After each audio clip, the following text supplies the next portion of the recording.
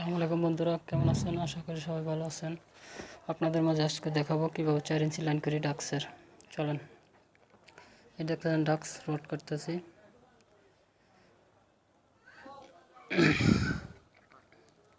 Rod কাটা শেষ।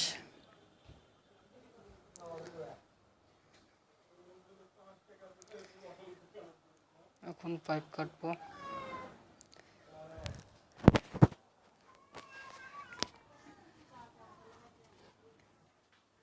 Pipe কাটতেছি।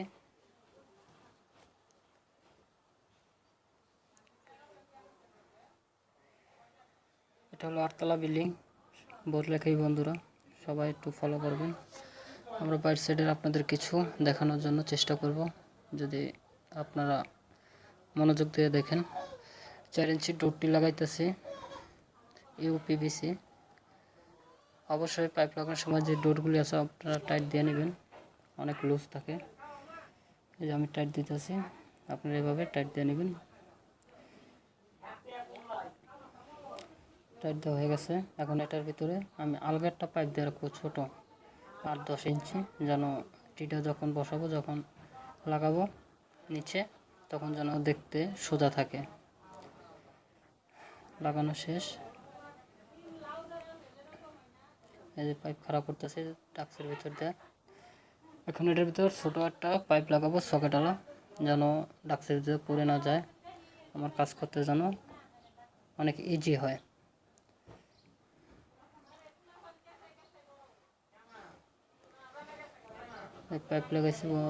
পাইপ লাগাইতেছি। আপনারা অবশ্যই ভালো করে গাম দিয়ে নেবেন, নিচে একদম ধরে বসে পাইপ, যেন নিচের টি যেটা লাগাইছি সেটা যেন বাঁকা না হয়। আপনারা এটা ফলো করবেন। আর অবশ্যই বন্ধুরা আমার চ্যানেলটাকে সাবস্ক্রাইব করবেন, পাশে বেল বাটনটাকে অন করে রাখবেন, যেন সবার আগে ভিডিওটা আপনার চলে যায়। দেখতেছেন 4-2 ওয়াইটি। আর আমার হাতে যেটা দেখতে পাচ্ছেন এটা হলো 1.5-2 সকেট। এটার গ্যাসের জন্য, যেটা ময়লার যে পাইপটা, এটার গ্যাসের জন্য 4-2 ওয়াইটি ছাড়বো। ঘাম দিয়ে লাগাইলাম আমি। আর এটার সাথে এখন 1.5 ইঞ্চি টি ওয়াইটি এর সাথে লাগাবো। আপনি একটু ভালো করে ফলো করেন বন্ধুরা। আশা করি কিছু হলো আপনারা আমার ভিডিও থেকে শিখতে পারবেন, জানতে পারবেন। তো আমার 4.5 ওয়াইটি লাগানো কমপ্লিট। সোজা করে লাগাবেন, ফলো করবেন।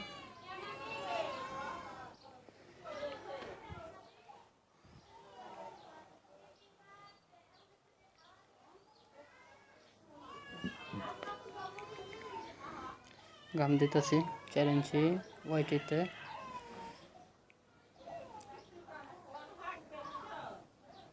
গাম দেওয়া শেষ। এখন পাইপে গাম দেব।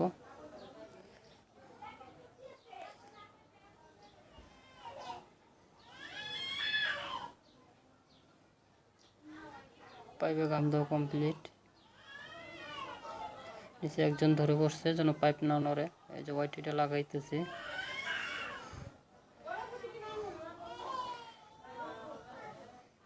লাগানো কমপ্লিট। মাপ নিতেছি এখন উপরে পাইপের। পাইপ করা কমপ্লিট। এখন ঘাম দিতেছি, উপরের পাইপ লাগাবো। আর অবশ্যই আপনারা ফলো করবেন বন্ধুরা। ফলসের অনেক ভীম থাকে, 4 ইঞ্চির যে ডাক্সের যে পাইপটা, ওটা ভীম থাকে, অনেকটা থাকে না। তো এটা ফলো করে আপনারা পাইপের মাপটা নেবেন। তো আমার পাইপ কাটা শেষ। এখন পাইপে ঘাম দিতেছি, এটা লাগাবো। লাগানো কমপ্লিট। অবশ্যই আপনারা ফলো করবেন যে উপরে যে টিটা ছাড়তেছি আমরা, ডোরটি, এটা যেন সোজা থাকে। আপনারাও ফলো করে নেবেন আপনারা যখন কাজ করবেন, যেন বাঁকা না হয়। তো আমারটা সোজা, একটু বাঁকা আছে, একটু সোজা করতেছি, আপনারা করে নেবেন। এখন ময়লার পাইপের যেটা পাইপ, সেটা লাগাবো। এখানে 3টা পাইপ টানতেছে বন্ধুরা। একটা হলো বাথরুমের ময়লা, আর একটা হলো বাথরুমের গোসলের যে পানিটা যাবে হোস্টেটার, আর একটা হলো ছাদের, একদম ছাদের যেই টপ ছাদের যে পানিটা বৃষ্টি হলে পড়বে, সেই পানিটার জন্য একটা পাইপ। তো 3টা পাইপ টানতেছি।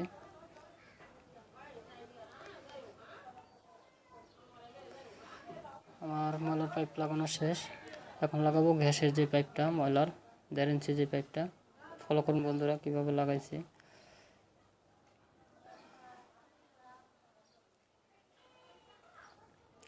1.5 ইঞ্চি পাইপটা লাগানো শেষ।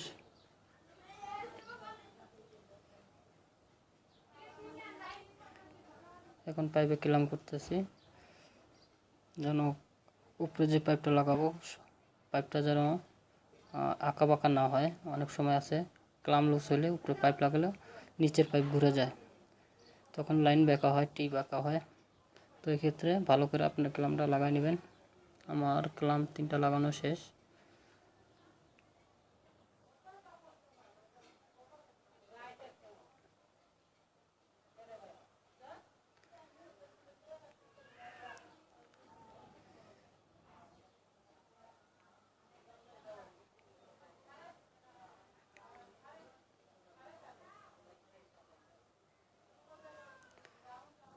এটা আবারও 4 ইঞ্চি ওয়াইটি লাগাইতেছি, 2.5 ক্যাপ লাগাইতেছি, সকেট লাগাইতেছি। তো এটা ফলো করবেন।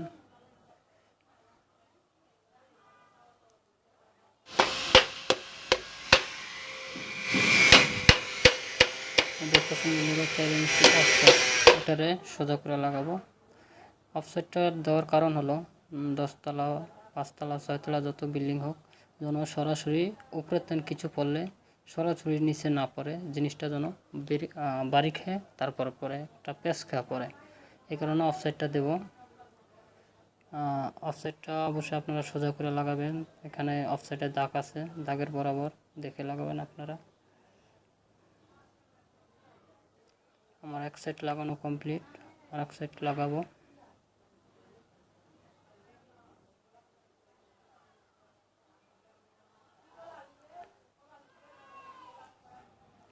আর এক সাইড লাগাইতেছি ঘাম দিয়ে, আপনারা ভালো করে ঘাম দিয়ে নেবেন। ছুটে গেছে আমার হাতের থেকে।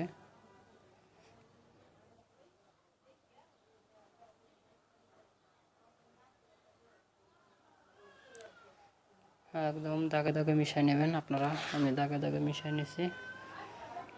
তো ওকে, আমার অফসেট লাগানো।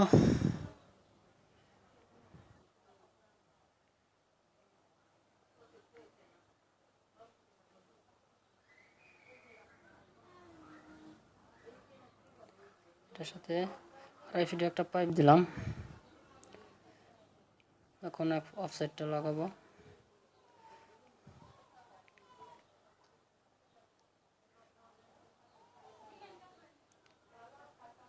একটা লাগাইছি, আর একটা লাগাবো।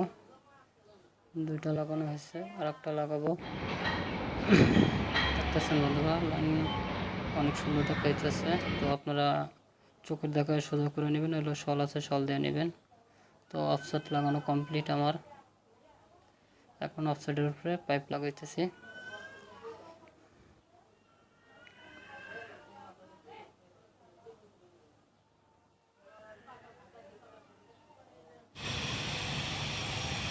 পাইপ লাগানো শেষ। ছাদের উপরে চলে আসলাম বন্ধুরা, দেখতেছেন কত সুন্দর দেখাচ্ছে। তো বন্ধুরা অবশ্যই আমার চ্যানেলটা সাবস্ক্রাইব করবেন, বেল বাটন অন করতে